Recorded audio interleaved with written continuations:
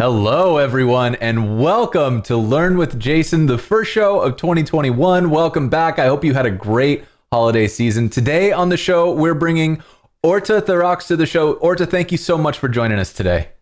Thanks. It's totally a pleasure to be here. First of 2021. Yeah, so we've known each other for a while. We've kind of run in the same circles, but we haven't had a lot of opportunity to really collaborate. So I'm super excited today to dig in and learn with you. So for those of us who are not familiar with your work, do you want to give us a bit of a background on who you are, what you're up to? Yeah, sure.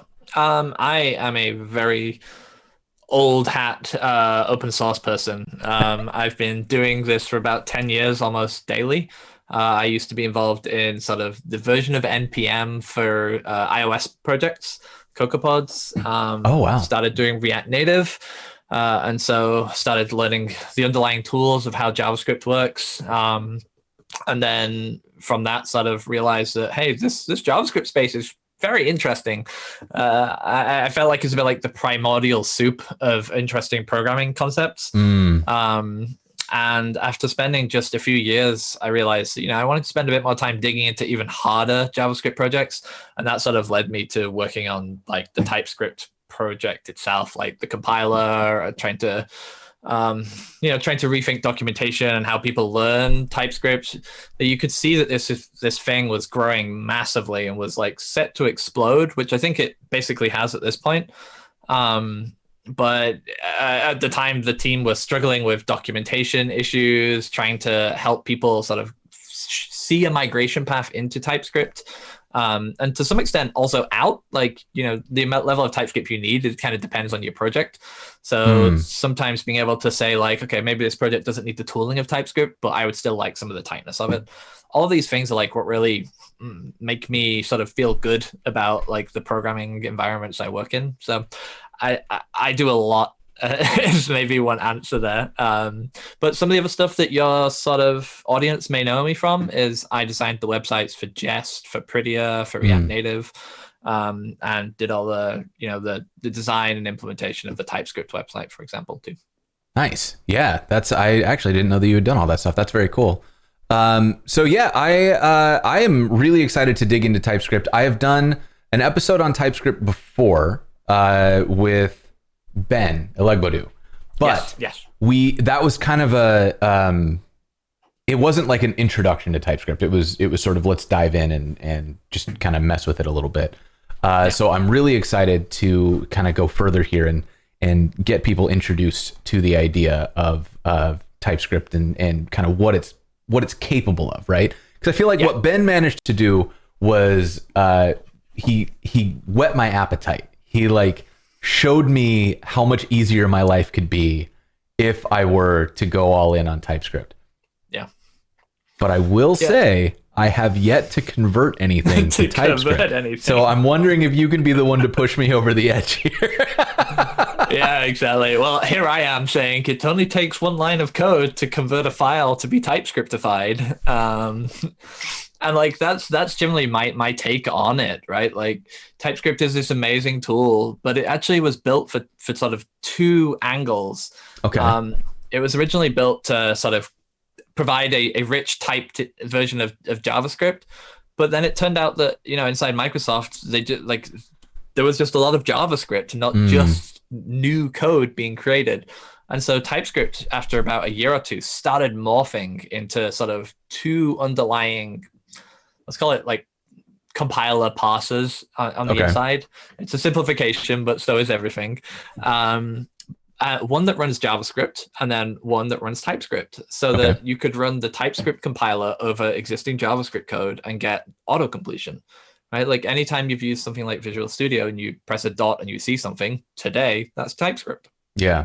And so regardless of how much regardless of how much you have used TypeScript, it's almost guaranteed that you are using TypeScript. It's just that you're not using it at stricter modes. You might not be writing like TypeScript, but you are using TypeScript. Yeah. Yeah, exactly. Yeah. And it's really interesting because like, so one of the big complaints that you'll hear when you talk about something like TypeScript, right, is that you're adding complexity, but you can still do something like shoot yourself in the foot by declaring everything as an any type. Sure. Yeah. And so, and the other thing that you hear too is like you see these things kind of come in and out of fashion. You've got like flow typing, and before that there was stuff like CoffeeScript, and people, and I know people still use both of those things. So that's not to say that they're like dead and gone. However, what I will say is that we're not seeing them in mainstream usage the way that they were in their heyday. So how, like when you're talking about TypeScript, obviously TypeScript is gaining momentum in a way that to me feels unique. I don't think I ever saw Flow or CoffeeScript or other kind of compiled to JavaScript languages gaining the same traction that TypeScript has gained. What would you say to somebody whose main fear is that eventually TypeScript will go the way of CoffeeScript? Will go away. Yeah. So the simplest argument I have for that is that TypeScript's job is to get rid of itself. So if you decided to move from TypeScript to JavaScript, you would run TypeScript on your code base, and the emitted JavaScript would actually be the JavaScript equivalent of your TypeScript. So you can actually, TypeScript's very trivially ported away from, and you just end up then with, a less strict code base. But I think the underlying tension really is like the divergence of JavaScript and TypeScript, right? Like JavaScript, back when all of these languages were first created, like CoffeeScript, Flow, TypeScript, like they were created in a time period where like JavaScript wasn't evolving. And in order to get some of the features that people wanted from JavaScript, you really had to like enhance the runtime. So that is like adding classes. Like classes didn't exist. Adding things like enums, like shortcuts for public accessors and stuff like that. All of this stuff is in JavaScript today. And so there's this sort of initial tension of TypeScript trying to like create a language on top of JavaScript, which, some of those features do still exist in TypeScript, but TypeScript pitches itself today as JavaScript with types. And the idea here is like, if JavaScript evolves, TypeScript evolves in the exact same direction and never tries to diverge. Okay. So I think that's what's going to give TypeScript a longer staying power than something like CoffeeScript, for example, because CoffeeScript was a full language. In order to truly understand CoffeeScript, you really had to understand CoffeeScript and then the underlying JavaScript that will come from it. Whereas, if you're TypeScript, then you just know JavaScript, and then types lives on top of that. Like, don't get me wrong, TypeScript can give you compiler errors that wouldn't exist at runtime in your JavaScript, but that you have this sort of alignment that says TypeScript team doesn't want to make decisions about JavaScript. TypeScript wants to make decisions about whether a thing is going to be a string at runtime or an object type or something like that. Yeah. So Nate Dunn actually just asked a really good question. What happens if JavaScript natively adds types? Is that would that be things working as intended, I guess? Or is that like a big problem for TypeScript? No, I think there's always like Ruby's a really good example. Ruby 3 just came out last week. And Ruby 3 adds the same sort of typing system that TypeScript adds to JavaScript. I think realistically, the creators of JavaScript, the language, do not want a full typing system in there, full static typing system in there. Right. Like, static is key. The closest that the discussions have got nowadays is that maybe we can find a syntax black hole where information can live in real JavaScript syntax. So think of it as like, we have comments. Comments are black holes where you can write whatever you want and you can put any sort of syntax in it. Right. And parsers know exactly to ignore that. And what if there is like a known place where you can do the same thing, but for types? And maybe that could be if you put a colon after an identifier until it equals, that space is just dead space. It's not I gotcha. signaled in the same way, but that allows not just TypeScript, but other type systems to flourish in that same space. And like, there's discussions about that in the sort of back rooms of TC39. Like, these sort of discussions usually ebb for a year or two before they start bubbling up into the public sense. But people are thinking about it. Like, Yeah. a lot of TC39 uses TypeScript, and there are TypeScript is TC39 members. We helped push the question mark dot operator to be in JavaScript properly, because so many people requested it into TypeScript. Eventually, we, the team, felt that the best way to get it into TypeScript would be through JavaScript, and pushed it for a few years to get through. That's actually really cool. I didn't realize that was a product of the TypeScript team, and that's one of my favorite features that has been recently introduced to JavaScript. So that's I love seeing how the sausage is made. I know some people don't like to see how the sausage gets made, but that's like, I feel like that's my hobby. Is I love it's my warm fuzzy place is to see like the story behind why we do things the way that we do them. But with that being said, I feel like we could talk about this all day, but what might actually be really fun is to dive in and start writing some TypeScript. So I'm going to switch us over into pairing mode. Oh my God, I just...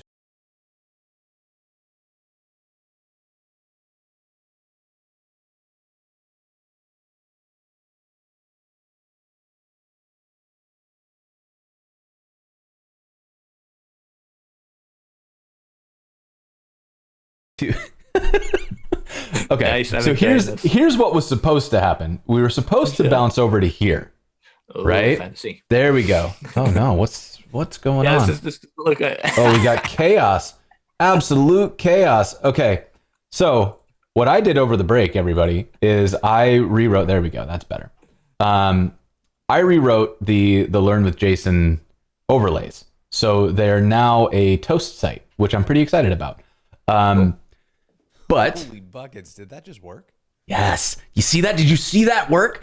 How cool audio is in the that? background? Was that the subscriber? So that's a sound effect. So the sound effects work. I've got custom overlays working now.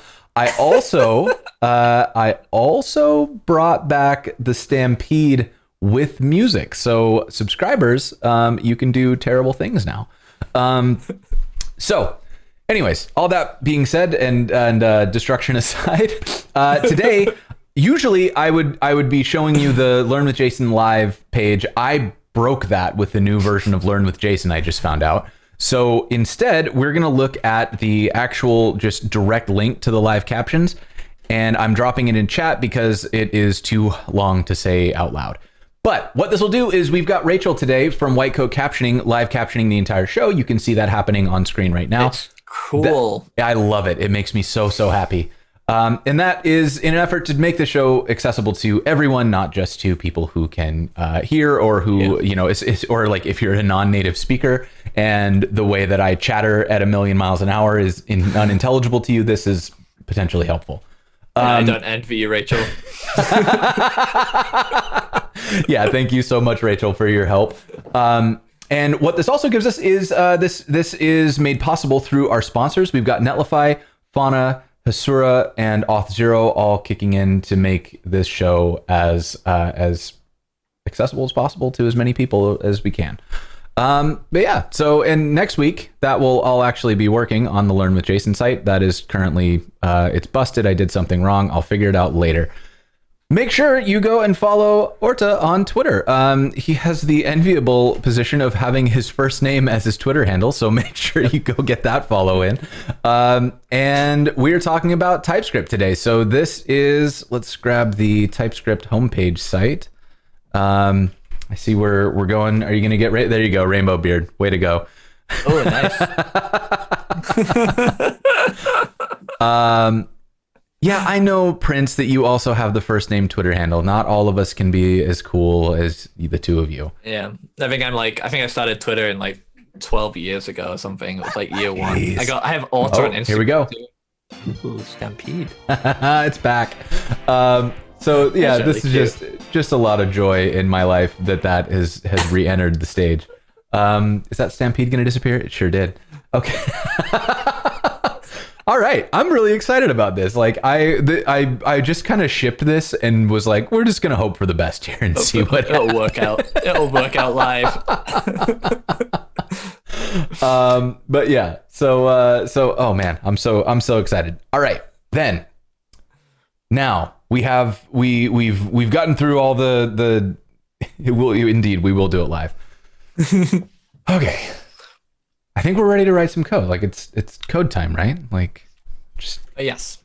Okay, cool. Pick up JavaScript project. focus So our up? goal Should we, will like, be should to we get as write much some code? editor power from tooling as possible to a JavaScript project, right? So like, I don't think I explained. I briefly mentioned it earlier that TypeScript runs on JavaScript projects. But roughly how it works is that there is like a sliding scale of TypeScript support that you could get in any project. For example, I was doing some work on NPM. And I was doing, one of the original packages, like that reads the package JSON. I was working on that. So that's JavaScript package written, at Node's inception. And even that had working TypeScript support just out of the box. I added one line of code to make the entire thing be 100% code completion everywhere. that's really cool.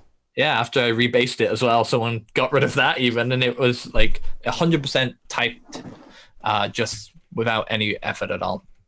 And so ideally, we can go for it. Yeah, I was just gonna say, I think I have a package that we can work with here. So this is, did I? Is that right? Just double checking that I didn't already do I already did TypeScript on this one. It's already Dang it. TypeScripted. All right, fine. Okay, so I'm trying to think of one that we can use here. I think maybe get share image doesn't have. Does this one have types in it? Let's see. Don't see any blue. All my libraries, I'm always like, okay. So apparently I do write TypeScript. Apparently you do, yeah. I've heard about this thing called TypeScript. It's getting pretty big. Who knows? Maybe this one. Does this one have? This one's not TypeScript. TypeScript. That was blue, wasn't it? Dang it! Killing me. Okay.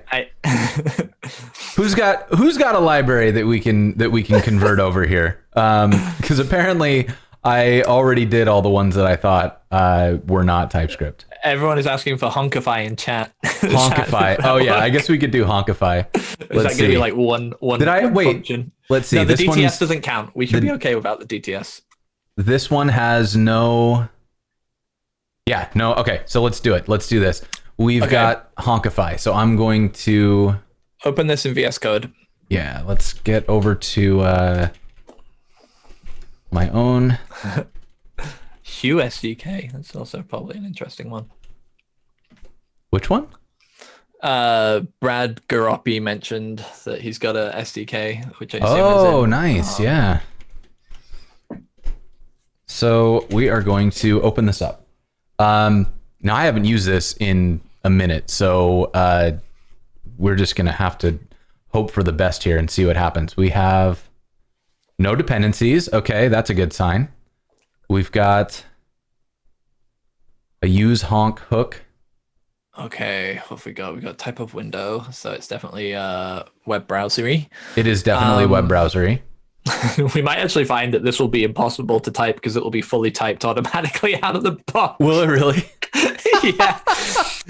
Well, it's good. Like, if you wrote window.navigator in there, then that should just work, right? Like that's part of the tension of this is just straight up like TypeScript configures so much of this contextually. Oh no, it hasn't. So we're in a pretty good spot here. We might be able to add the DOM to this, right? So all of these. So think about it as TypeScript has support for all of the web DOM browser APIs built inside the different browsers. This is a project I maintain, and it's very confusing because something Chrome might support might be not in Safari. Something Safari support might not be in Firefox, and we have to like try and figure out every time whether it should be added in there or not. And so I think the first thing here is actually an interesting challenge, which is how to get iSven. That's a pretty good idea. We might not have node modules set up. You might just need to do yarn install. You probably use npm. It doesn't matter at this point either. Yeah, either one will work. So let's just do a. Wait, it had no dependencies, right? So there wouldn't be anything to npm install. It created a lock file. So would that? I wonder if that made it. Maybe, probably not though. Okay, so we just need to include it inside the at the top of this file. Okay, so TypeScript has existed for 8 years. Okay. In those 8 years, there has been many different module loaders, right? CommonJS is one that people are very familiar with now, and everybody is moving to import export correctly. TypeScript's original module loader is what we'll use to import the DOM. Okay. So do a triple comment, and we're gonna write some XML. So open the triangle, open triangle brackets, and do, I think it's reference. Let me get the docs up for this. So what we're going to do is basically tell it, the DOM types need to be included in here, and it will take the TypeScript DOM types from VS Code and put them in there. So you don't need them locally. Nice. VS Code has them embedded, and we'll put them inside it. And so we do have an advantage here in that I'm using VS Code, and Yes. VS Code is a Microsoft product. TypeScript is like a Microsoft maintained open source library. So we have the benefit of there's some amount of working in concert between tools here. Because you're able to kind of build these things in and work internally to make sure that people are lined up, right? Yeah, exactly. Now, that's not to say that I'm pretty sure a lot of the same things we're going to see here will also work in things like Atom or Sublime or whatever your preferred thing is. I just haven't used them in so long. This is part of the argument of TypeScript as well. Like TypeScript support in VS Code, and okay, wait, I'll finish this up. So okay, sorry. This is the problem, right? There's so many rabbit holes. Okay, so type the word reference and then put a space, and then do types equals one line. Yep, types equals DOM. So just quotes DOM, and then close it up and do that. That should be self-closing or no, it needs to self-close. I think it's XML, not XML needs self-closing. Do you see how it's actually changed the colors on it? VS Code just recognized it. Yeah, as like something. You've got a red underline there, so I'm a little interested in what that means. A little squiggly. It could be cannot find type definition file for DOM. Is it uppercase or anything? I doubt it. Try dom.d.ts. Maybe it's libdom. I don't memorize all these things, so I also just guess sometimes. Libdom.d.ts. Let's see. Cannot find definition. Is there a quick fix for this? Maybe. No. Oh, that's my spell checker. Get that out of here. What is it? None of these look like it. I have reference. Oh, I think it's lib, not types. Reference lib equals DOM. There's 3 different ones. Oh, now it's happy. Okay, let's see if you get window dot now. Oh, there you go. You see on the side there, you actually wait. What? You got a ton more information when you typed it, like that it's of the type window and of type global list, but then suddenly it didn't give you anything useful in there. Oh, look at this. We're in the wrong place. Look, contextually. Sorry, everyone. I see that line number 4. Yes. If window is undefined. So this it's smart enough to know that in the context of that that window can't exist, so it has to be undefined. Oh my goodness. That is actually so that is both very cool and very confusing, because it's extremely cool that it's aware of what context we're in. Yes. And doesn't try to tell us that code exists that doesn't exist. Yes. However, however, we're still not necessarily seeing it out here, but look at this. Now we've got the full everything. That's the full DOM API right there. That is wild. This is also really handy because so if I'm trying to remember what something is, I'm like, oh, I want it to be query. Oh yeah, I want query selector all. And so then, as I start looking through these, it starts to fill up. Oh, that's window. Well, that was why that's not working. So this would be document. Dot, and then I do query, and then I can see query selector all, and on doing that I can see all of those, and then I hit one of these. Now I actually get, this is super cool.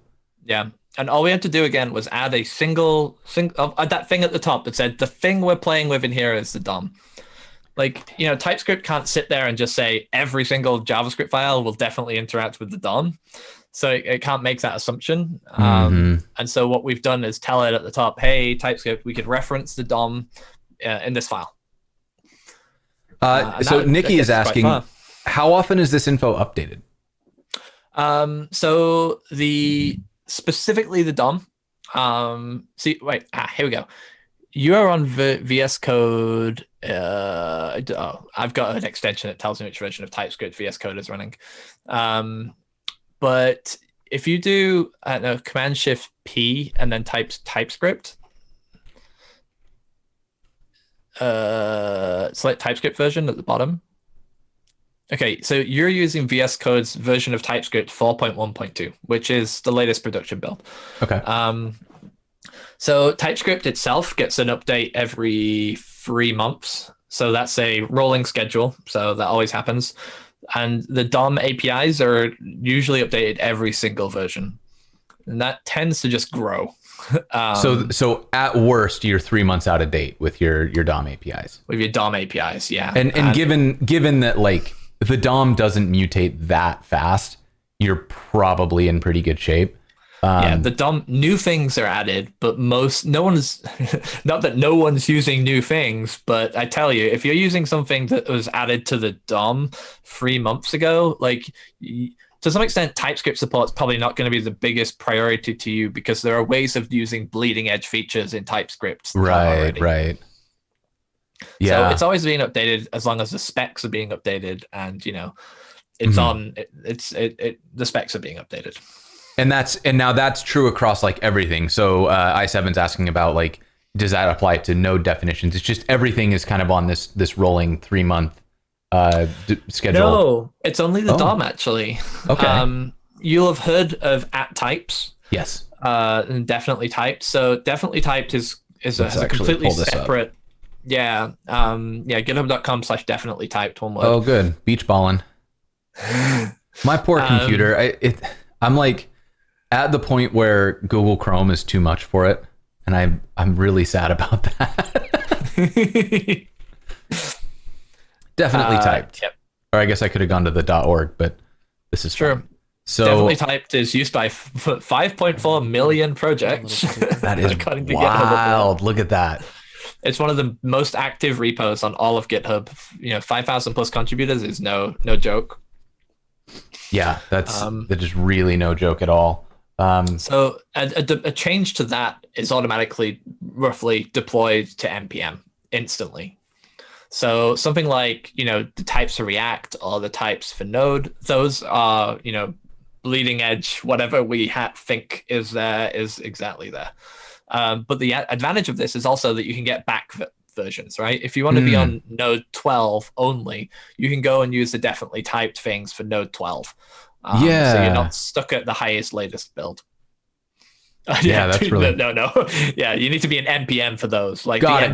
Yeah. @12. Got it. There's like 25,000 NPM packages. We do not want to be making tags for them in there. But so this is actually really slick. Like, here we go. Here's the node types. And so this is published through definitely typed. Yes. There it is. And so then if we were to go and look, these are the node versions. And these are locked to node. Yeah, these tie to node versions. That's so really it's cool. It's like semantic versioning is applied to the types in there, basically. That's really slick. Like I'm super excited that anything like this even exists, because it's such a what a daunting task, right? To try to tackle just keeping everything compatible like that. Hey, what's up? That website, what's up, Bobby Tables? The website's terrible. I've got a redesign of this. I haven't shipped it, but I tell you what I have shipped though. If you go to typescriptlang.org/dt/search. Ooh, okay. My type search did get shipped by a community contributor called Josh. Killed it. dt/search. Yeah. Nice. And this will let you search for sort of anything across both types that are embedded inside the project because it's in TypeScript, or things that live on DT. That's really cool. And so like this would be, here's like community stuff, right? So this is the go true or like Netlify identity widget, which is not written in TypeScript, and that's slick. I like that a lot. Is there stuff? Yeah. Look at this. This must be detected. It's right? automatic, yeah. Algolia have a search engine, and I worked with them a little bit on adding TypeScript support into their Algolia NPM search engine. And so that's the Yarn website also uses the same data to sort of give you type information while you search. That is really cool. Like I love that. And like, okay, you're moving to TypeScript as a team. You want to make sure that something that you're using is going to support TypeScript. You can just come here and put in the name of the package, and you'll know immediately, like, does this come with types, or is this going to be an investment on your part to add the types? That's really nice. Yeah, so some of the statistics that we keep in TypeScript is like the percent of random package.jsons that we find off the internet that are covered entirely by definitely types and its own types. And we sort of measure this over time to get a sense of like, if I randomly download something, will it be completely typed just by sheer luck, effectively? Yeah. And generally speaking, that most are now at this point. Like nearly every major dependency is either in definitely typed or in ships its own DTS files, like we saw with your example. That's so cool.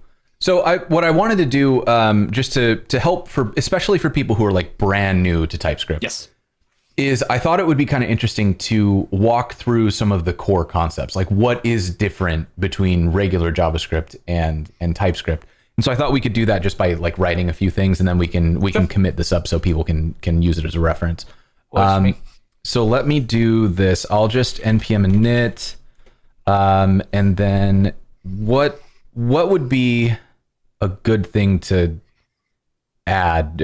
I guess we can just kind of write some code, right? So let's start by just writing some code. We'll create a source directory and an index.js. Okay, cool. And so in this we have so we would need to add code. That's right. That's right. And thank you for the sub, Bobby Tables. I appreciate it. So we can do like a function that we'll call... make an exported function or something. So we'll export that. Maybe it can, multiply some numbers or something. Like it doesn't need to be clever. It just needs to, like, the stuff that we can do from here is probably pretty interesting. Yeah. It's so like, parameter 1, parameter 2. Right. And so then if we return num1 times num2, that's pretty usable, right? Yeah, let's make a second file that grabs it. So again, it's worth noting, like, TypeScript is doing all this stuff. This is running on the TypeScript now. Sales tax calculator globally. We could put a programming language in there and a parser to let you add your own expressions.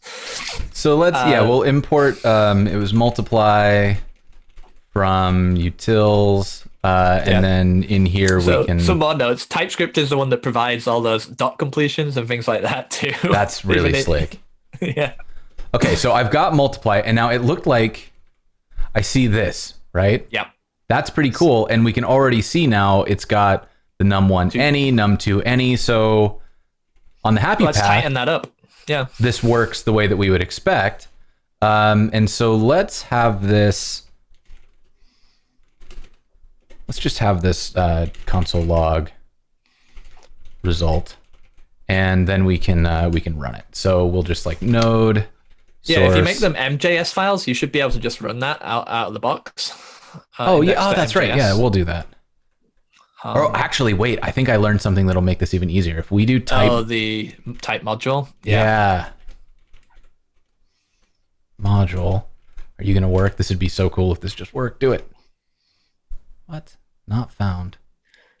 Utils was not found. Because we have to... It needs to be .js. That's right. So this is the ESM way. And I actually kind of prefer this now that I'm like getting used to it. It still obviously takes a little bit of adjustment. Like I have to remember to add type module. I have to remember that my imports need the .js. But this is so nice. Like I'm running this natively in Node. I don't have to do anything magic, but check this out. Yep. Okay, so we got our result, but this is not bulletproof because I can also put in here a string potato, and you cannot do 2 times potato. but like you get nan. We get nan. But so like if we wanted we're not getting any warnings or anything like that that's telling us what's going on. And so this is where JavaScript starts to fall down. JavaScript is so flexible, and that's a lot of the reason why it's so powerful as a language, but it doesn't help me in this situation. If I had imported this from somebody else's library, I have no indication of what I just did wrong. Like if I'm thinking that multiply means I just get 2 potatoes, like that's I can logically make that assumption. That's how this should work. So I need something to give me more information. And now what I would usually have to do is go to the docs, or in this case, I'd have to go look at the source code. And if I don't know that this only works with numbers, now I'm even more hosed because I'm like, I have literally no idea why this doesn't work. No idea. Yeah. You have to go read the source code. Yeah. It's like the first you check the website, then you check the README, and then you go read the source code. And if you're not lucky, then you go test the tests. Mm-hmm. So this is interesting, right? Like I can think of at least a few incremental steps to get us to there where people could easily just say, this is enough for me. Sure. The first step is to consider what is the minimum amount of like typing we would need in this file to get like comprehensive typing. And I think if we can tell that what the parameters are, then we don't need to tell it what the return value is, because TypeScript can infer that, right? Like if it's a number times a number, it's always going to be a number. There's a rule inside TypeScript that says that is true. Mm-hmm. So to do that, if you just make a new line, just start doing a JS doc comment, and it should offer. Press enter now. There you go. Wow. Holy crap. Okay, so this is extremely cool because I did not know it was going to do that for me. So JSDoc it's a regular JavaScript block comment, but you add 2 stars, and that's the only difference. Holy buckets. And historically, JSDoc was just for reference. Like I would write this, and then it was useful if I looked at the source code to see that this function takes 2 parameters. So like I can add a description. And TypeScript picks that up and puts it into your editor. So check this out. Now, if I go over here and you could just hover and multiply, and it should get it. Yeah. Multiply 2 numbers, and it says that I've got 2 parameters. Now it still says that they're whatever they want. So it's not like magic here, right? But so if I start going in and I go back to potato, you said it'll work if I just hover? It will. Look at that. You when you hover. Yeah. Nice. Okay, I'm always too impatient. I'm like just whipping this cursor around like it's. You say that, yeah. I have that bound to a key binding, so I know where you're coming from. Okay, so we're close, right? Like what we have done so far is declare that those 2 parameters exist, which is only somewhat useful. You already had that information. We can just go in and if you go back to utils.js, whereas those stars, just change it to be string with a lowercase. Whoops. Oh, not string, number. I was like, are we trying to break this on purpose? Who am I to question? I mean, we can. Okay, so we'll go to number. Okay, and now great. You will not get an error. That's also okay. Interesting. But you will be told that they are numbers. Okay. Remember, like, this is what I mean by migration and like steps. Like what we've done so far is very similar to what Definitely Typed does, which is Definitely Typed tells you these things exists, right? Like, and so does the DOM API. Mm-hmm. We could have gone back to that file that we had the honkerify and then start looking at errors, but we didn't. In fact, I just let it exist, and then it felt pretty tight. This is like step 1. Step 1 is letting the editor tell you this thing is right. Step 2 is letting it tell you when it's wrong. So on the top of this line, make a new comment. At the top of the entire file. Yeah. And just do / at ts-enable. Oh, ts check. There it is. Ts check. I never memorized that. Oh, there you go. There's your error. Look at that. Okay, so a couple important things to note here. We now have TypeScript checking but I am not compiling to TypeScript. I can still run my code without any compile step. So this is something that I think is really like, especially for me, the idea of having to go through and rewrite and rename all of my files and set up a TypeScript compiler and all that stuff. It just kind of becomes so overwhelming of an idea that I end up just not doing it. I'm like, well, I'll get to that eventually. I would love to have that feature, but I'm just tired, right? But this is really interesting because nothing changed. I didn't have to rewrite my build process. I just had to add this comment. Yep. That's super cool. Yeah. And like, roughly speaking, 70% of the TypeScript type system is entirely available just in those comments. So I was kind of hinting at that idea when you said, you know, what about would happen if JavaScript added types? And like, to some extent, like the way in which we use comments through JSDoc, like they do. And the comments are a space where you can add like a type system. Yeah. And so this is what we call, you know, JSDoc support in TypeScript. And for a lot of projects, like the Chrome Web Tools, you know, the Web Inspector, that was a huge JavaScript project. And then they converted it into a JSDoc-powered one, just like what you've done here. And then after that, they migrated to TypeScript. Nice. So it wasn't like this, you know, for them, it was a trivial move to TypeScript because they'd already set up the type system. They'd already gone through most of the errors that they'd done it, you know, file by file like this. And then slowly got your way up. Okay, so this is going to correct for me. Like, and now if I go in and I try to set this to like 3, it's like, nah, that's still not good enough. You gotta make it into an actual number. And now it's happy again, and we're back to getting useful results. We get our actual result, not a number. So what happens when we do something more like here's a use case that I hit all the time, right? I'm going to export a function called like validate input, and I'm going to get an input object, and my input object, I want to check, like, let's say if input dot name dot, or actually let's do input dot address dot line 1. Line 1, yeah. Return false.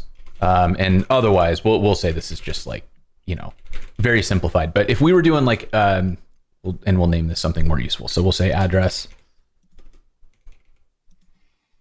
And now let's leave it at input because this would be like, you know, you've got your name, you've got your address, you've got your email address and all that stuff. And you've got to validate these kind of like deeply nested features. And so what I have historically had to do is I end up doing this. Yeah, sure. Or I guess in this case it would be an or. Yeah. Oh, you can use the question mark dot operator, right? Yeah. So yeah. So we can do a lot with this, right? And try to make this a little bit simpler. But like this is what I have historically done. And you don't get any help here. So if I'm out here trying to validate this, let's give this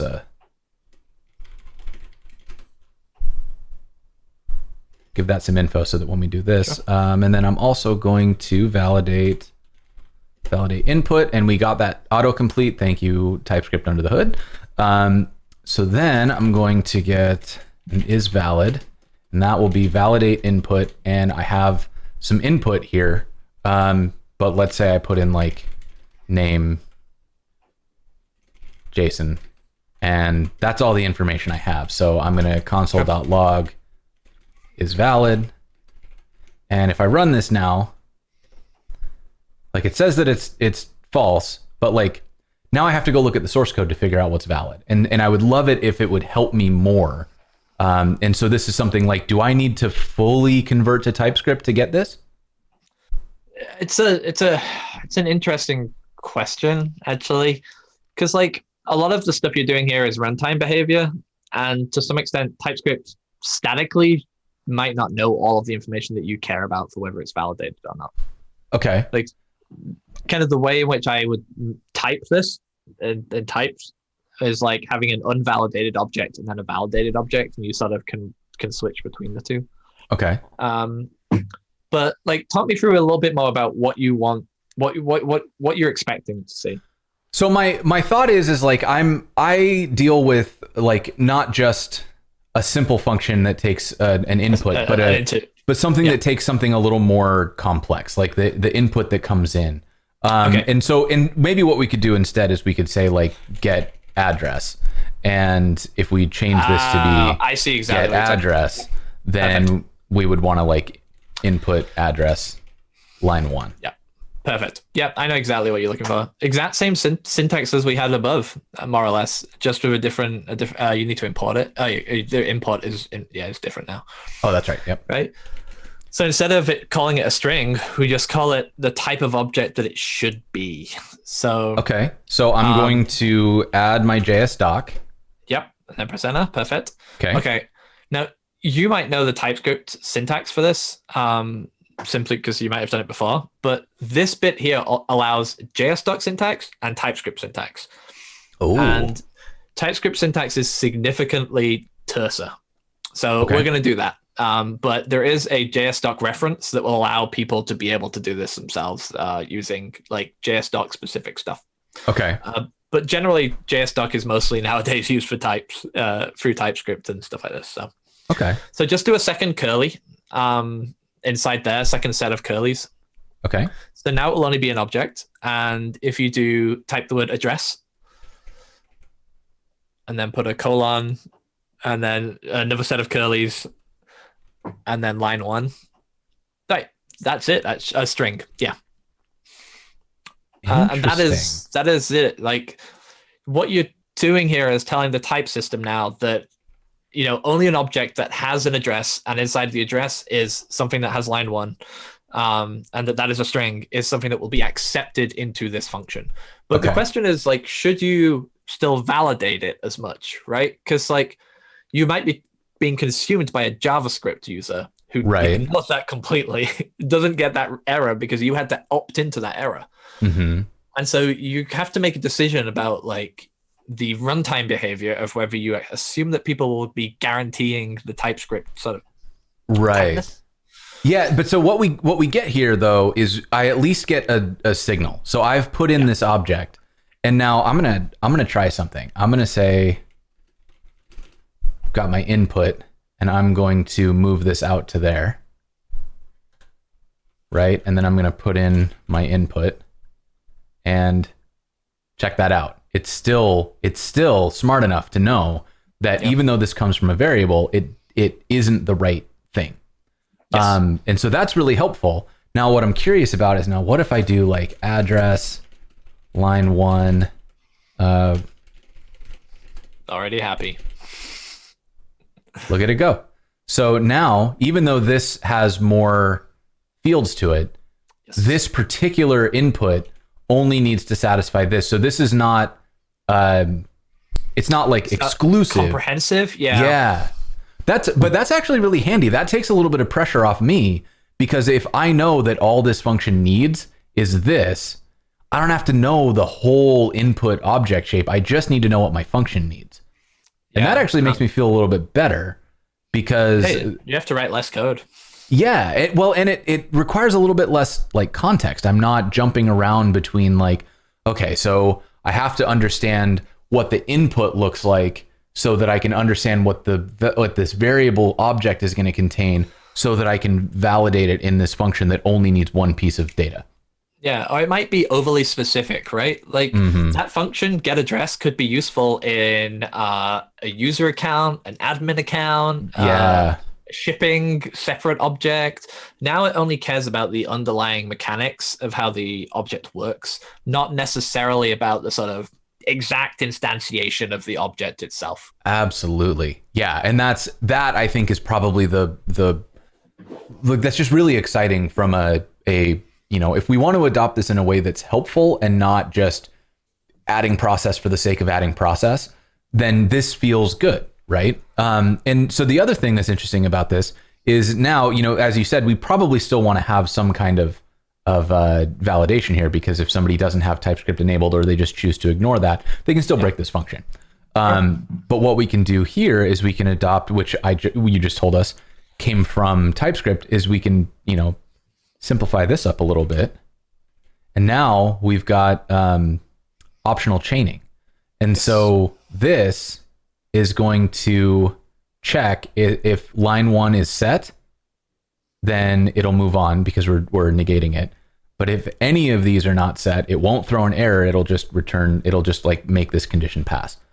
Yeah, it'll return false, which is actually a kind of weird thing, right? Like get address will either return a false or a string. Yeah, I mean, honestly, what we would probably want here is like throw a new error, invalid address. But what I was going to say is that like that will be restricted in the type system. If you'd have hovered over the result in the other file when there was still returned false, you'd have seen that the response would have either been a string or a false. If address line 1 would have been that.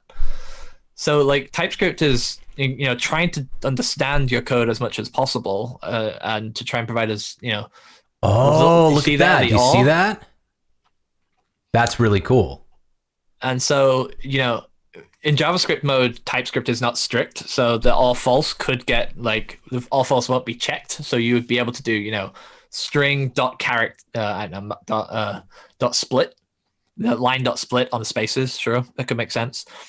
But if you're in a stricter type mode, then you would be forced to get rid of that false. So you'd have to check that it exists before you could use it.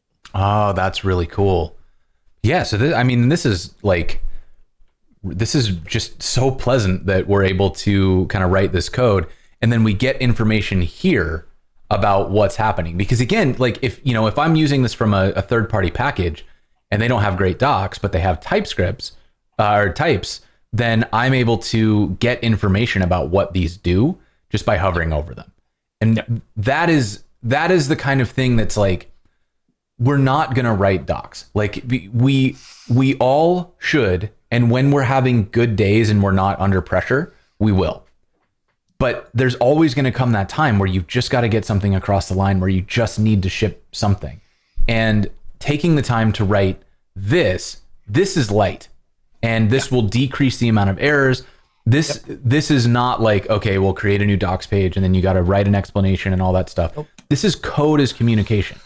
Yep. And that I think is such a fascinating way to go about this. So I think that this can be, you absolutely should still write docs when you've got complex things. Like a utility function, it can be self-documenting. A really esoteric thing that's merging a bunch of stuff together and combining 3 different services, like, please document that. But what I like about this is it lets you focus your efforts on documenting the parts that are tricky and let the code provide the guidance for the parts that are less tricky. Things that like this, that are like, you're trying to validate something. You need to make sure that a piece of an object exists for this function to not fail. I don't need you to write me a story about that. I just need you to tell me what's going to happen if I use it wrong. Yeah, exactly. And TypeScript's goal here is to help you migrate from the most JavaScripty stuff that you have all the way to as most statically analyzable TypeScript as you could get. Mm-hmm. And you get some zealots on both sides, but realistically every project is somewhere in between the middles. Even even TypeScript doesn't turn on every single esoteric flag on the TypeScript compiler. And sometimes we argue we should, but the level of strictness depends on your exactness of what you want from the project and how pedantic you want TypeScript to be. And, this is the least pedantic it could be. If you get rid of that TS check, you'd still get all the developer tools. You just wouldn't get the warnings. Right. And, you don't see those warnings when you do node index, when you run node on that file. Everything just works. But those are there in your editor telling you they exist. That's it. Yeah. And so if we want to get, let's say you were talking a little bit about like the like if you want to get pedantic with this. Another thing that I found that's really interesting is when you start getting into name types.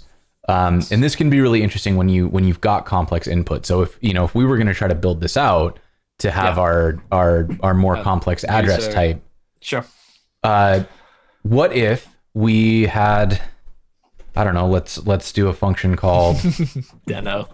It would just work. Yeah, call it just user or something. Yeah, sure. Or let's go city, state, zip, right? This is only US, right? So this is a, but here, so now we've got our, oh wait, I need to make this an actual function. There we go. That's less unhappy. And then what we're going to do is we're going to return an object that has all of those things. And then we'll do our address and our line 1, city, state, zip. City. You got your Boston accent on. But so here we go with, so now we've got this store address, and the store address will be compatible with our get address, which actually means we could have a type that gets passed around. Like, this is even too easy. Like, we could just do the parameters and it will fill everything in, and the return value will be the object. I think so. Like, name is a string, line is a string. In fact, all of them are strings. You can maybe all of these are going to be multi-line edit that. And then the return object of that will be inferred. It's a strong object. This. Okay. And then the return of store address, if you mouse over that, you don't even need to include that. Oh, really? Yeah. No. That will be what you want. There it is. Oh, nice. Okay. But now if I want to share this around though, don't I need to name this or something? Right. Well, you could. This is like, where do you want to do this sort of work? Mm-hmm. So we will do that. So to do that, we have to create a type definition. Yes. So you create a comment that isn't attached to anything. Okay. So let's just stick my recommendation it up here. is, put it there. Yeah. So open a new JS doc comment and delete all those extras. And let me get the exact syntax. So it is at type def, I believe, is the first line. There you go. And I think it's curlies, and you give it the name.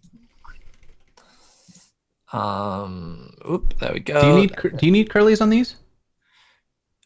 Yes. Okay. So the type def is and inside where you've wrote address, you write object. Oh, I get it. So you're saying I'm going to define. Yeah. Now you give it a name. You can write. Exactly. You can write a comment after it, which will get attached to it as well. So you use the word property to define everything that would be on that. Exactly. Everything that would be on that. So if you do a new line and do at property space curlies and then the type of it. So you could copy. You could do that and just do name. Okay. And then this one is actually going to be different because this one is going to be an object. Okay. Yes. And that's going to give us our address. So that's going to, Why can't I spell that today? So this is where it gets a little bit complicated, right? Because how do you do the sub thing inside that? Now, I think this is the syntax, which is, it would be, no, actually, that's not the syntax. You would make two types for this. Like the nesting is it won't let you do not using official JS doc types. So the way that I would do this is actually, if you see where we've wrote object, if you change that to use the TypeScript type definitions, we go back to what we saw earlier. So change the word object that you have highlighted. Okay. Down one, actually. The one below, line 13. Oh, gotcha. Turn that into curlies. And now we're just describing an object like you would in TypeScript. So that would be line 1, colon, string, comma, etc., etc., etc. So again, like there's two syntaxes for this, and you intermix them basically to get the sort of the full TypeScript type system, because JSDoc doesn't support some of these features. So we have to support the official JSDoc syntax. And that's what like at type def and at property is. But then we also allow TypeScript syntax in there for the terseness. Remember, that was actually the first thing I said about this. Right. And so if we allows this. Actually, I guess this would be like did you see when you hovered? Yeah. If you actually hover over user info again, you get the full object. That's the object you just described. Yes. And so now here I could do something like return at returns, curlies. User info. Yeah, returns user info. Yeah. So now there you go. it shows us that it returns user info. That's great. And then here, the input could actually be user info. Yeah. And so now we've got, it's pretty slick. There you go. Pretty slick. Okay. You'll get all your autocomplete in there too, obviously. And look, now address isn't correct because it's invalid because we don't have the right thing. So let's get our, what is it? Do we call it create address? No. What was it? Validate? Store address. Store address, yeah. Okay, so let's store an address. And I want to, we'll make that our input. So store address. And I'm going to put in a name, line 1. And this is like the worst function ever. So, obviously, I wouldn't write this like this, but we're trying to prove a point, right? Exactly. So we'll say Portland. I'll answer that question from Little Bobby Tables down there. So I described that JSDoc is a subset of TypeScript support. Almost everything that you would want to do with sort of normal syntax, is in JSDoc. It's only when you start to get quite complicated types that you would need to use TypeScript. To some extent, you can get away with it by using the TypeScript support in JSDoc, like we did there for the user object. But if you're not in a complicated TypeScript, is it returns? Oh, did we have it return? I think we might have forgotten. No, it returns. No, it's both, actually. It's both. Both returns and return is allowed by the JSDoc language. Oh, interesting. Okay. Yeah. I know this because the best reference is one of the TypeScript web page that I built. So I just have that up on the side. So it would be very hard to describe a conditional type inside JSDoc because you just don't have the syntax primitives to pull it off. But you could just put it in a .dts file and then refer it inside your JSDoc. So in theory, everything is feasible. Can we actually look at how you would do that? Because this is like the next step, right? Sure. So if step 1 is we do JSDoc, yes. Then step 2 is we would have a DTS file. DTS somewhere. So let's have I'm going to put a new function in here, and we'll make this one add album or something like this. And this is going to take an artist and a name and a year, something like that. Or we'll say title. Yeah. Right? And then that is going to return. I don't know. We'll have it go straight up. Why not? Yeah. Right? But that's what it will be under the hood, right? Yeah. So this would do stuff. But what we want then is I don't want to have to write the JSDoc. Weird type def. Yeah. Yeah. So let's add our types somewhere else. So how would I go about doing that? Create a new .d.ts file anywhere you want. So, it could just be types.d.ts. We're doing nothing special. It's just a .d.ts file anywhere. Okay. Describe it like you would in TypeScript. So interface, album, I think it was. Like this? Or no, it's like this. You just interface album. Yep. And this starts to look a little bit like any schema, like a GraphQL schema or a type. There's differences, but they feel similar. Yep, they're all trying to map the same thing, like a dumb object, right? JSON versus JavaScript objects. And then is it comma or no comma? That's actually no commas. This is totally fine. You've got it just right. Artist title name? I can't quite remember. Yeah, I think I said artist title year. Can I do something like the number has to have 4 digits? You could, but that's it's kind of is that super weird? Yeah, it's feasible with a language feature that came out with on the last version, where we can sort of define, it could be a string that is 4 digits, I think today. I think the version that's going to go in beta on TypeScript 4.2 will allow it to be very, you could say a six number or a number above a certain thing.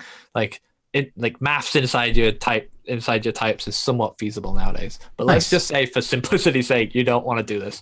Gotcha. But yeah, so when I saved VS Code auto exportable. Export. Okay, so I'm exporting it. Okay, perfect. we're going to use one of my favorite features of TypeScript. Like I use this everywhere. So if you go back to your utils, and we need to make a JS doc thing again because we're adding some types, so they have to have the JS doc thing. Okay. And you could just you could fill in your params if you want, but the thing we care about is the returns. Right. So let's just do @returns. Okay, and we need our curlies. The curlies indicate that we're going to be some sort of thing, and in here we're going to write import, and we can import types. So import curly round brace, like an import statement, like a require. Okay. And quote dot. Yeah, no, you need quotes in it. There you go. Types.d.ts. It might just accept types either. Fascinating. And then if you put a dot after the end of that curly, in between those two, just one back. Oh, I got you. So in between the round boy and the curly boy. And hopefully we should see album in there, but maybe we just don't need the .d.ts then. Is it? Yeah. Oh, there it is. Oh, look, and it's even got like the special thingy. It shows that interface album. Okay, that's slick. All right. So then I'm going to remove these. And is it smart enough to infer? It might be. I don't think it's that. I think it looks backwards to that level because that's just computationally very expensive. Fair. But it shows us that it returns an album. And everything else is any, so you can make all the mistakes you want. Okay. And you're totally fine. Actually, this is an interesting. I mean, it's legal, right? Because we've not even to this particular of that function. It does just say that anything can go there, even though you and I know that it has to be a particular shape. Yeah. Could very easily call this a flaw with TypeScript, and to some extent, it is. Yeah. Okay. So now, if I wanted to define my function from here, can I do that as well and like apply it to this function? Maybe, but I can't think of the syntax to do that. So in the case of that, normally you would have like utils.d.ts, and that would describe the entire shape of it. Okay, well let's do that. Let's try it. So utils.d.ts. I spelled it wrong. Utils. Come on. There. All right. So I have my utils.d.ts. Yes. And so would I like export types? Yeah, you'd export. Well, at this point now, you're describing the entire file of utils.js, right? Okay. So if you can split, maybe do a vertical split, a horizontal split with like the DTS and the JS underneath. I can do that. So you'd need to do multiply, you'd need to describe. So it would be export function multiply. So let's maybe, to just save ourselves some stress here, let's split utils, and then we'll instead do album, sure, and just do the one. In part because like the TypeScript resolver is prioritizing looking at the d.ts file above the JS file when it's looking to see like what things are in there. Oh, because that's how the system works. That's how DT works, definitely typed. It'll try and figure that one out. Okay, so I've got my album.js and my album.d.ts. They are side by side, and then should I drop this one entirely? Yeah, you could. Yeah, that would. Yeah, that would be fine. And so you'd in your album.d.ts now you'd have export function, add album. Okay. And now you're just basically writing TypeScript, so you could do your curlies, like this string. Yep, exactly. Title, string, year, number. Okay. And then here it would be like album. Just colon album. Yeah. Now you don't have album, but we can move that over, right? We can just pull that. Well, it was offering to auto import it, so if you delete was it really? Delete the M, yeah. That's fascinating. Wait, get out of here. Go away. Oh, maybe not. Yeah. Whoa. Yeah, there you go. So, do you see? Look This is one at of my that. favorite features of VS Code recently. Like, if it auto imports above, it will not jump your code down. It will actually shift your window up at the same time as importing it, so that you stay in the exact same context. That's slick. Yeah. Okay. So that's taken the type from the other place, and we've defined the function now, and the function will have the add album description. Okay. And so if I look at this now, Well, you're in JavaScript. So in Java, inside that file, that is the source of truth. Outside of that file, the source of truth now should look a little different. You've got that add now comes from a different import. add album from, what was it? Album.js. Yeah. Okay. Look at it go. Beautiful. There you go. And now it's yelling at us, which is what we want. So yeah, we could do like, of course I'm going to draw a blank on like all like an artist and an album. Like I'm done. Jimmy Eat World Futures. There we go. Yes, Jonathan LA. I can't see the rest of your name. There is a bit of a difference between export function and declare function. Declare function, generally speaking, declares something globally. Export function in this case is saying that this is an exportable function here. I just made up a year. Maybe. No, I'd say it was more like 2004. Was it? To guess. I don't know. All right. I was at Fact check us, chat. How'd we do? The Price is Right rule. So it's whoever's closest without going over. Love it.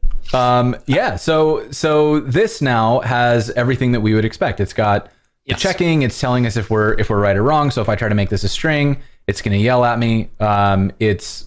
And that's all happening without any import. We just have the TS check. And even if I remove that TS check, it's still like your documentation will be out of sync. Yeah. Oh, that's so cool. But so one of the trade-offs we've just made is the lack of co-location, right? True. The same problem the same advantage we used to have of like the docs are right next to the code. It's less likely to go outside of it, and now it's a separate file. By the way, chat verified you were exactly right with the year of this album. Jimmy Eat World are doing a bunch of live shows pretty soon. I'm really excited to see them. See them, not live. Live streamed. Yeah. No, that's really awesome. Okay, so Jonathan has a good question. Is there a difference between export function and declare function? Yeah, relatively speaking, one is about a global and one is more about like an exportable function. Okay. So like the D.TS is actually a third sort of compiler parser thing that I mentioned earlier, JavaScript, TypeScript, .d.ts. Each one is a different angle on the TypeScript compiler. Right. .d.ts has different rules because they have to describe any possible module system and any possible runtime environment that JavaScript could run in, which is very complicated because, as you wouldn't be surprised to know that JavaScript literally runs everywhere, and Node isn't the only way to run JavaScript, and there is a browser. So a DTS has to represent everything. So it supports a lot.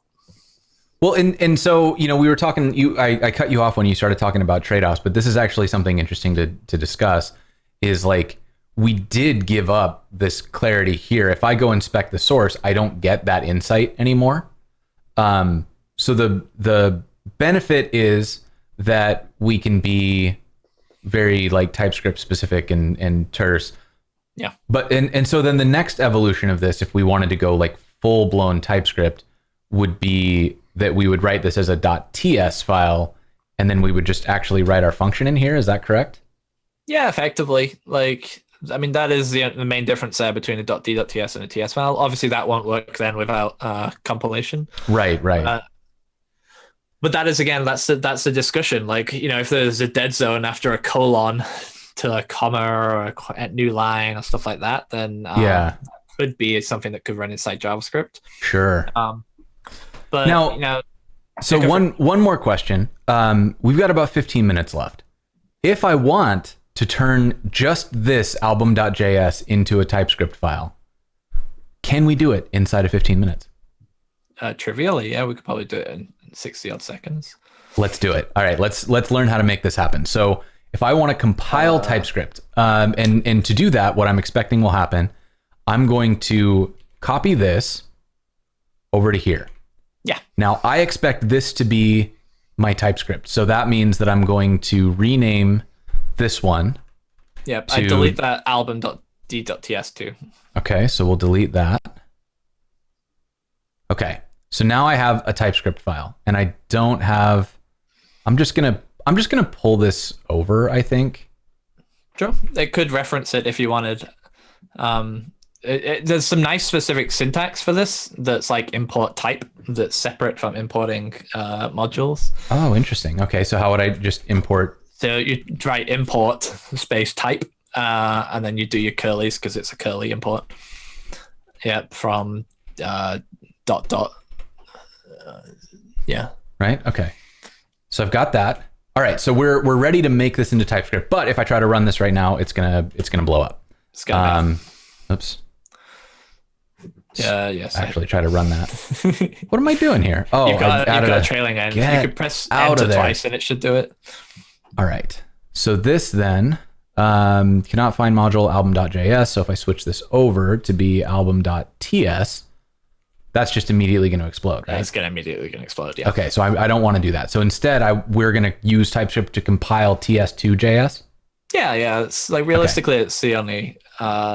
There's sort of two ways to do it effectively at this point. There is either use something like ts node, which instead of writing node, you would write ts-node, and it would sort of just try and figure it out. The other is to run the TypeScript compiler and generate the JS file. Let's generate, because that feels like more what we would deploy, right? So if I was going to do that, what do I... Yarnad. I don't know the npm install -- save TypeScript. It actually it auto saves now. ESBuild register is a good one too. I've been using ESBuild in some of my personal projects. So TypeScript is a single dependency, which is quite unique inside the ecosystem. It is just one massive single dependency. Okay. And it adds a command tsc to your, which I think you might have to add to scripts. Otherwise, you have to use npx. tsc. Yep. And then is it just like source? No. Well, yeah. Because we want to put it somewhere, right? Yeah. Well, TypeScript uses a sort of package.json equivalent called a tsconfig.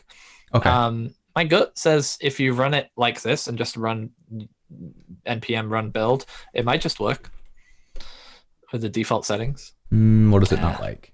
Is it not? It says... I bet it's not happy because there's no project. Yeah. Okay. Well, do do npm run npm build -- init. I think npm. I just want to run tsc -- init. Okay. Just like when you did npm init, same thing.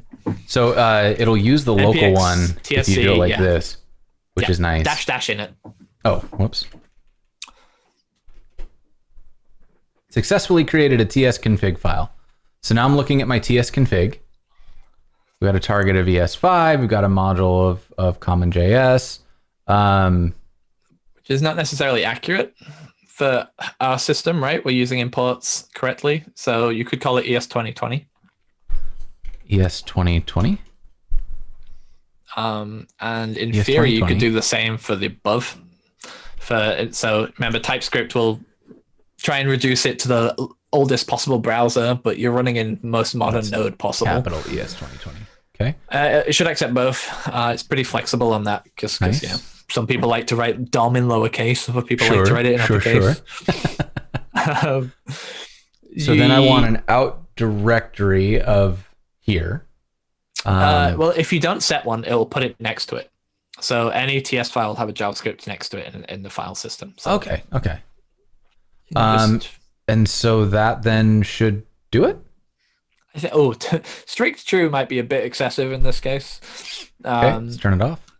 There we go. That should be everything. ES module interrupt's pretty useful. And both of those are pretty okay too.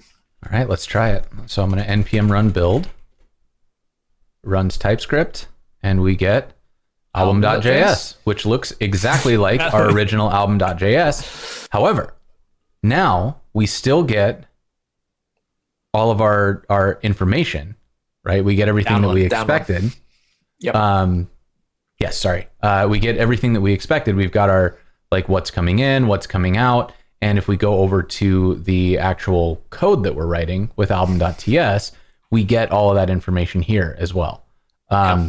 And that I think is really, really slick in the sense that it like it tells us what's going on, which I really appreciate. In this case, you only have one source of truth now, right? Yeah. Which is, and like, as you said, it's a little tricky if you're looking at it like we've got our album.js. This has no information. So if I have to look at this and then I have to open a .d.ts, like I can see how you have to discuss the trade-offs, right? Because the speed of getting up and running with utils like this, this is incredible. The speed with which we were able to just quickly say, we want type checking, we want autocomplete, add this JS doc. Like 100%, this is where I'm going to start. Yeah, for sure. That's how you should start.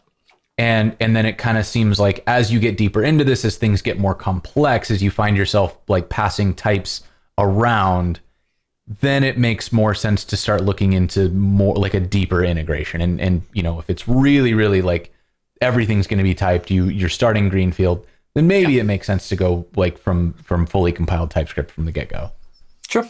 Yeah, that's the thing. Like this is not a binary switch. You're not like all TypeScript. You can be just JavaScript, or you could be just JavaScript with a few JS doc parameters, and then you can turn on the the checker, and then you can turn on individual flags that'll make it a little bit harder each time. Make it a little bit more difficult for you in order to make it a bit easier for your users. Sure.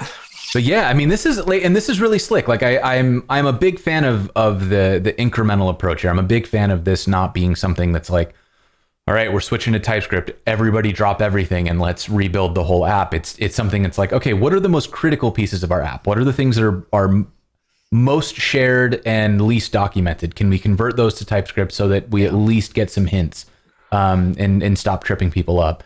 That to me seems really, really valuable.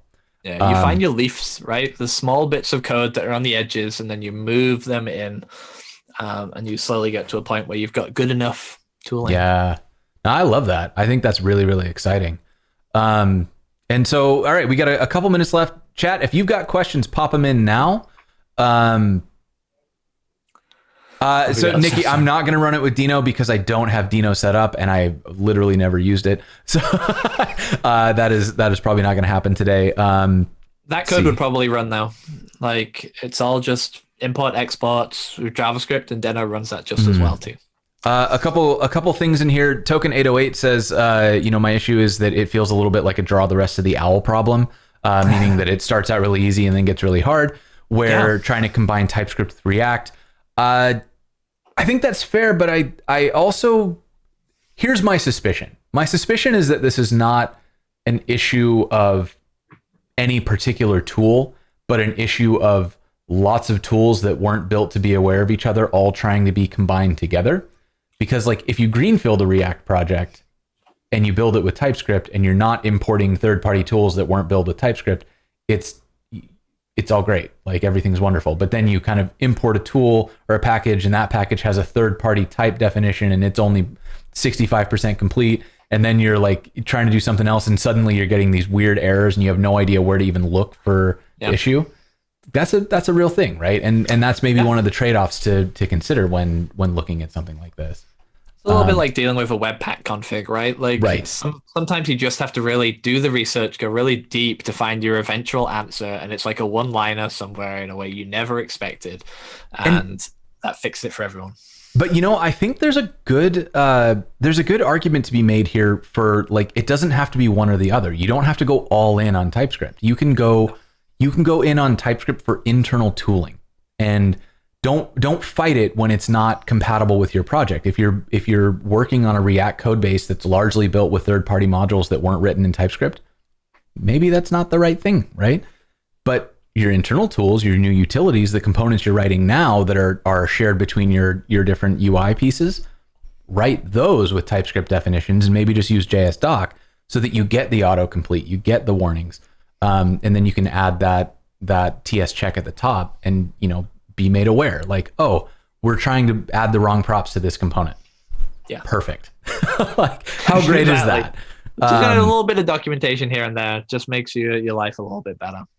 Yeah, absolutely. You don't have to go to full strict TypeScript mode. Mm-hmm. Like the jump from JavaScript to TypeScript is about as far as the jump from TypeScript to strict mode on a large code base. And you can really feel the churn sometimes if you're going from JavaScript to TypeScript, from TypeScript to strict TypeScript.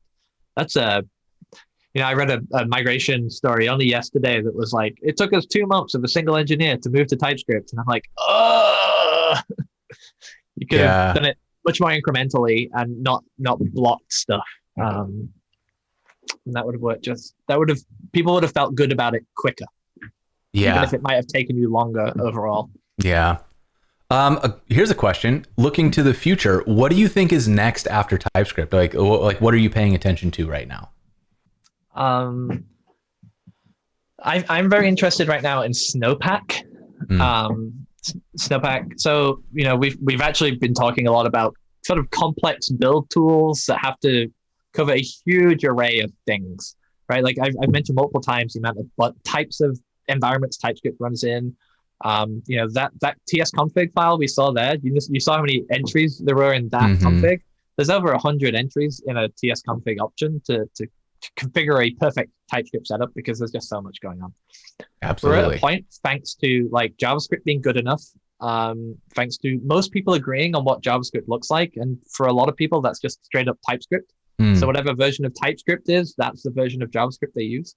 Okay. And we're seeing import-export simplifying the module system to a point where it's in the spec.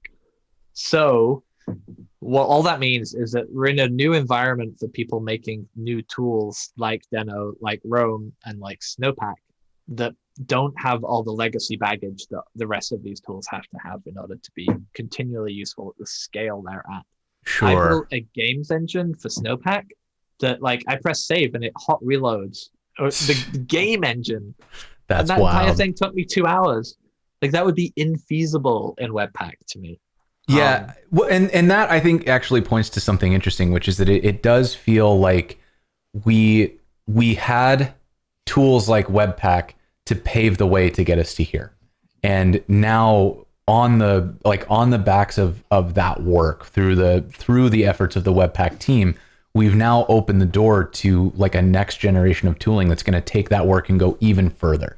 And I am really, really excited to see things like Roam, like Snowpack, all coming out, because and like there's really cool stuff coming in from the Rust community as well. Yep. That is starting to look at like, how can we make this faster? How can we make this more like, let the browser do what the browser does. Don't fight against it so much in the name of uniformity. Really, really, really interesting stuff. Unfortunately, we are out of time. So if somebody wants to learn more, where should they go next?